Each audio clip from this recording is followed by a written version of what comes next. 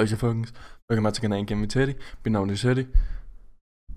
Og vi skal se på lidt, jeg tror jeg kaldte det What Games to Come, eller et eller andet shit. Eller, vi kan også sige, spil vi kigger lidt på her på kanalen fremad. Som I kan se på skærmen egentlig, så der er sådan lidt temmelig meget overvejet, om jeg skulle kigge på Sniper Elite 4. Fordi jeg har hørt rimelig meget godt om det. Og det skulle være temmelig udviklet, siden jeg sidst spillede det, og det var toeren, jeg spillede. Sniper Elite 2, som jeg egentlig synes var fedt nok. Så jeg har temmelig meget overvejet at spille Sniper Elite 4 her på kanalen. Og det er jo så det, de her videoer her, som jeg laver. Jeg har lavet en før til Watch Dogs 2, som udkommer her den 29. november. Når jeg begynder at spille der omkring. Så jeg laver den her for at høre jer derude omkring, hvad I synes omkring det spil her. Om I er overhovedet til sniperspil overhovedet. Fordi jeg kan jo sagtens sidde og spille et spil her på kanalen, som jeg synes er fedt. Men det kan jo sagtens være, at I synes, det er totalt bag. Og så er det jo ikke særlig fedt for jer. Altså, jeg har jo subscribet til den her kanal for at se noget content, som I synes er interessant. Og ikke bare kun noget bag hele tiden. Så jeg vil jo gerne også lave sådan en kompromis mellem hvad jeg synes er sjovt, og hvad I kunne tænke jer at se. Fordi ellers så spiller jeg det bare selv, når jeg ikke optager. Der er det sgu lige meget. Men det var for lidt at høre, om I vil være med til at teste Sniper Elite 4 her på kanalen. Men ligesom i sidst af dem her, der havde jeg samlet en video eller to, hvor den første video, det var blandt andet game traileren, som jeg også har her, som I lige først skal se. Og så har jeg fundet en anden video fra en, en YouTube-gruppe, der hedder Eurogamer, som jeg smider et link til ned i beskrivelsen, hvor de sådan har fået noget pre-alpha footage til selve spillet, som de snakker om indover. Så det kommer til at foregå på engelsk, men jeg tror, de fleste af jer derude kan engelsk alligevel i forvejen, så I forstår det nok alligevel. Der er også nogle gange, jeg kommer til at nævne engelske ting, så I er nok vant til det alligevel. Så det er sådan lidt det, jeg regner med at foregå. Så jeg håber lidt, I var med her. Nå, så ser vi lige game traileren først, og så prøver vi lige at kigge på det pre-alpha footage bagefter. For ligesom at få en samlet indtryk af spillet. Men lad os komme i gang.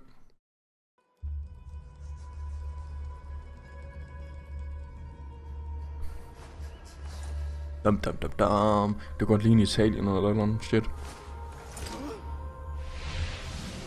Og den nederen.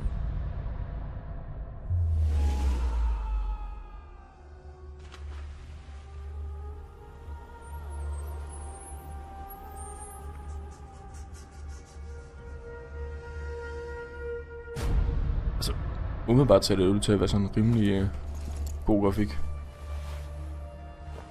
Men jeg kan bare ikke lide hans hår. Jeg synes, det ligner sådan noget fra Toy Story eller noget. Ham der kendt, han har sådan noget totalt plastikhår, der bare...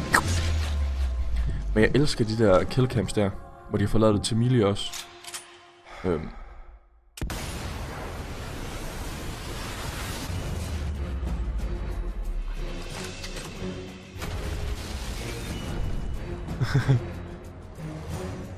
Men altså, det er jo det. Jeg elsker de der killcams. Det gør det så meget bedre, eller virkelig også der. Du kan se, de har fået lavet milen ind på det også. Det synes jeg ikke, de havde i toeren. Men jeg kan ikke helt huske det. Det var nogle tid siden, jeg sidst spillede det. Men de havde i hvert fald det, når du skød dem. Så var det der. Men du kan også se, at de har udviklet det ekstremt meget på det nu. I forhold til, hvad jeg kan huske.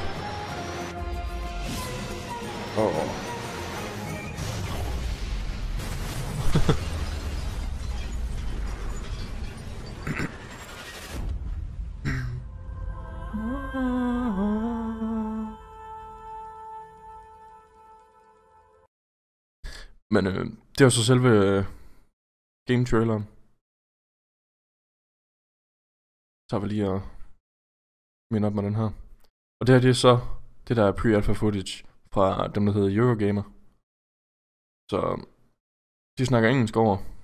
Så håber det går alligevel. Men jeg kommer også til at snakke ind over det. Eller sætte nogle små sidekommentarer.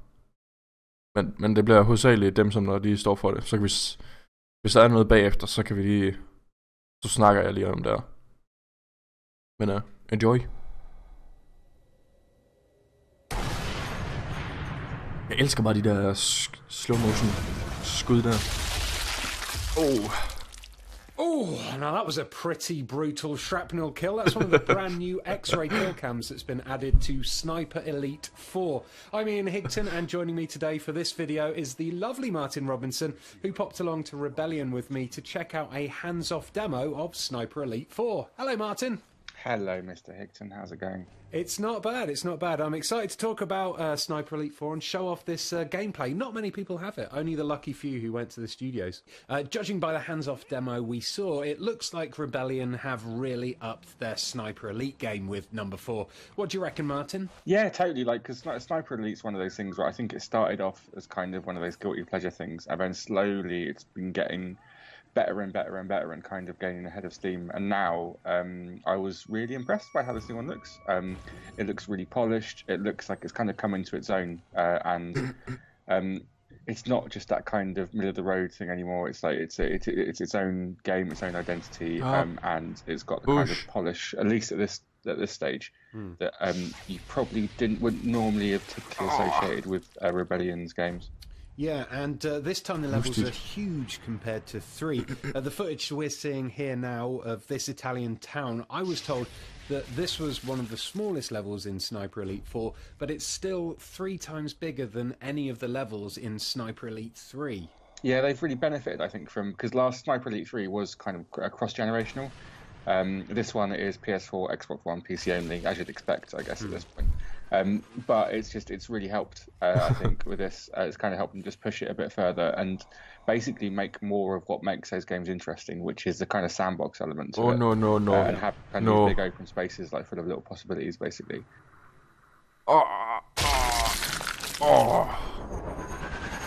And also, like, something that I noticed, which is a very, very... Jeg kan godt lide, at de har lavet det her skud, der hedder testikelskud. Metal Gear Solid 5, and some of those systems seem to have found their way in there, and it seems like it's kind of got that really sturdy and fluid herrekundsvæsener derude, så which Metal Gear tror jeg lidt, de did følger med really ham. well.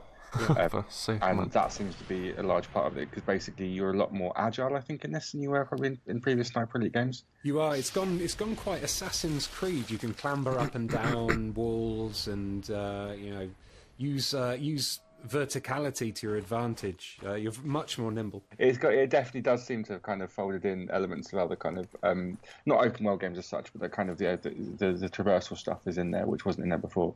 Yeah. Now we've got no Assassin's Creed this year. I guess having some climby, wally stuff is a good thing, maybe. Yeah, hey, you say you wanted an Assassin's Creed set in World War II. We got one for you. We got one for you there. And this one allows you to slow motion shoot people's testicles off as well. I've never really played an Assassin's Creed game. Can you not do that in Assassin's Creed? I don't think so. You could probably do it, but not in X-ray mode, I guess.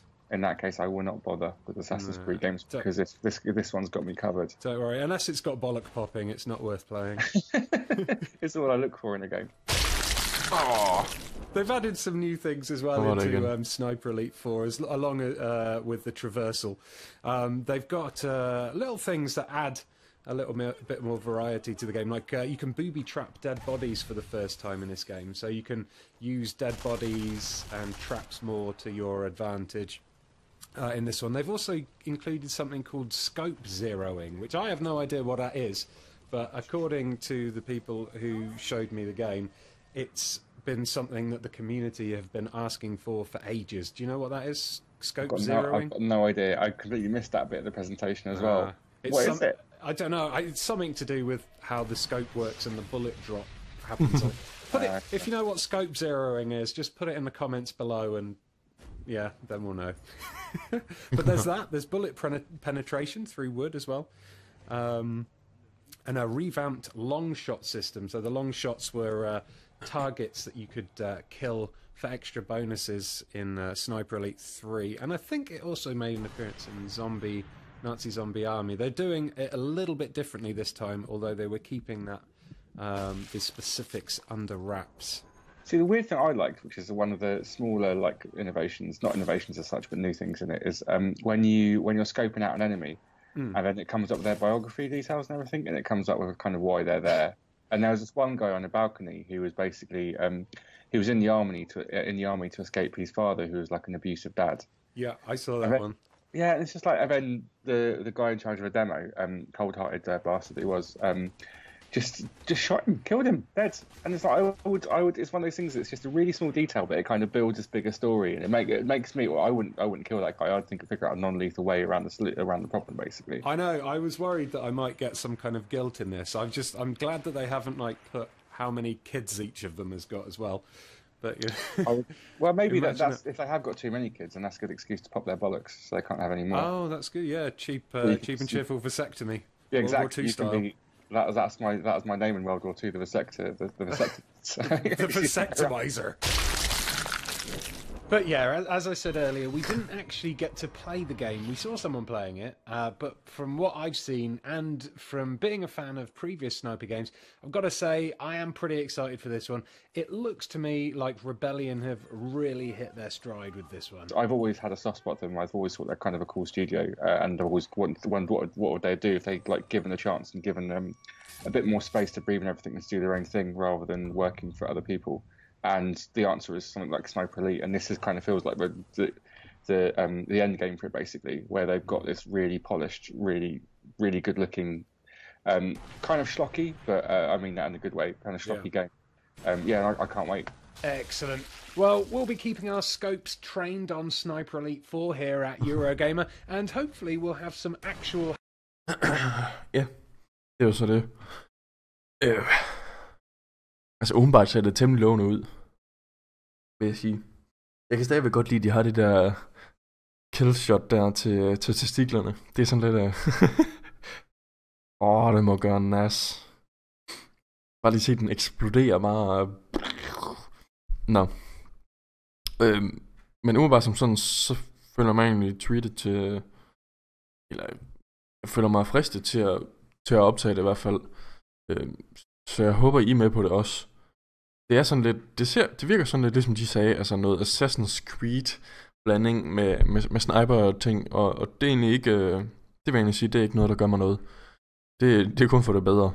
Det gør det kun sjovere at kunne minglere sig rundt i hele banen på flere forskellige flader, så det ikke bare kun er på flade flader, der står du, og så skyder du ned, og så er det, ellers så kan du ikke andet. Men nu kan du jo klatre på vægge og op og ned og alt muligt. Altså, de gør det til lidt mere spændende, eller hvad man siger. Og så kan jeg godt lide, at de snakker om, at de havde lavet... at den bane, som vi så på klippet, det var faktisk en af de mindre baner, og den var 3 gange så stor som dem fra Sniper Elite 3. Så det vil sige, det er gigantiske verdener nu, hvor der er uendelige af muligheder så. Og det giver jo sådan lidt en bedre oplevelse af det. Altså, du ikke bare er fanget til en bestemt vej, der bare lige og så skal du dreje til højre, og så skal du følge den, og så ellers så gennemfører du ikke. Altså, det giver sådan flere muligheder. Så jeg synes, det er super cool. Jeg håber, I lidt er med på det her. Men I kan smid ned i kommentaren om, hvad I synes. Kunne det her være et spil, som I gider at se? Som I gider at have nogle videoer, eller få nogle videoer med? Fordi så optager jeg det gerne, fordi jeg regner med at købe det alligevel. Enten til mit eget forbrug, eller så til kanalen, hvis I er med på det. Så smid ned i kommentaren, hvad I synes. Vil I se det, eller vil I ikke se det? Og smid også gerne en like, hvis I også vil se det. Altså. Selvfølgelig også dislike, hvis I ikke gider se det. Det er jo sådan, det fungerer. God, dårlig ting. Men husk, hvis du er ny her, subscribe, og så ses vi til næste gang. Kan du hygge dig?